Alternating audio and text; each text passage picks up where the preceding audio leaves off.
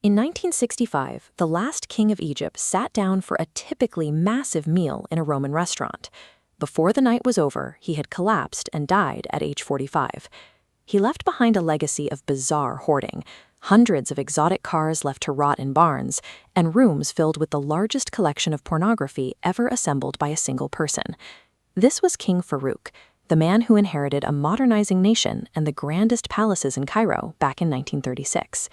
When he was crowned at just 16, thousands of Egyptians lined the streets to cheer for Prince Freddie, a slim, British-educated heir who carried the hopes of the entire country. But the slim teenager eventually ballooned into a 300-pound figure known as the stomach with a head. He became a compulsive thief who would pick people's pockets at state functions. The end of the Egyptian monarchy wasn't decided through diplomacy alone. It was signaled by the king's obsession with the treasures he hoarded within his palace walls. Farouk's spending began with a fleet of luxury cars from Bentley and Rolls-Royce. But ownership wasn't enough. He mandated every vehicle in his collection be painted a specific red. To ensure his fleet remained unique, he legally banned any other Egyptian citizen from owning a red car. If a driver saw a red flash in the distance, they knew it was the king. Inside his palaces, the scale was even more immense. He filled his closets with over 1,000 bespoke suits, and his vaults with museum-grade artifacts. Among his most prized possessions was this 1933 double eagle, a $20 gold coin so rare it became the centerpiece of his multi-million-dollar collection. Despite this immense wealth, Farouk was a compulsive kleptomaniac. He took professional pickpocketing lessons so he could steal from diplomats and rulers invited to dinner. During a state dinner in the middle of World War II, Farouk managed to steal a prized family heirloom pocket watch directly from Winston Churchill. The audacity of the theft forced Farouk to return the watch, claiming he simply found it. But the incident confirmed that even his most powerful allies were now targets for his compulsions. As Farouk focused on his collections, Egypt entered the 1940s under the shadow of World War II. To protect Cairo and Alexandria from Axis bombing, the government enforced a total blackout at night.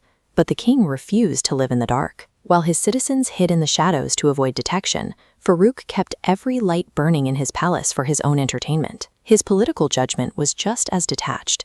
He became the only world leader to send a telegram to Adolf Hitler, thanking him for the help his armies were providing. This chart shows how these priorities affected national defense. By the 1948 Arab-Israeli War, Farouk's personal spending skyrocketed while military funding plummeted. While Egyptian soldiers fought with antiquated equipment and suffered humiliating defeats, the king was busy in European casinos, gambling away their wealth. He was now such an international embarrassment that the CIA began plotting his removal.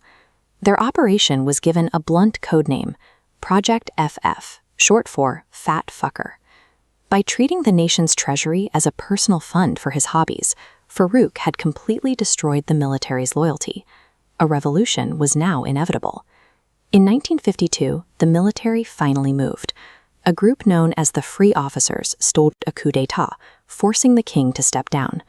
Farouk made a desperate escape aboard his royal yacht, loading it with gold ingots before sailing into exile. The items he had to leave behind were eventually auctioned off. His 1,000 suits, his rare coins, and his massive pornography collection were all seized by the new government. Within a year, the monarchy was abolished and Egypt was declared a republic. Farouk spent his final years in Rome, spending his days at cafe tables and gambling away what remained of his fortune. He spent his nights brawling with photographers who tried to capture his decline. One of these brawls became so famous, it helped coin the term paparazzi and inspired the film La Dolce Vita.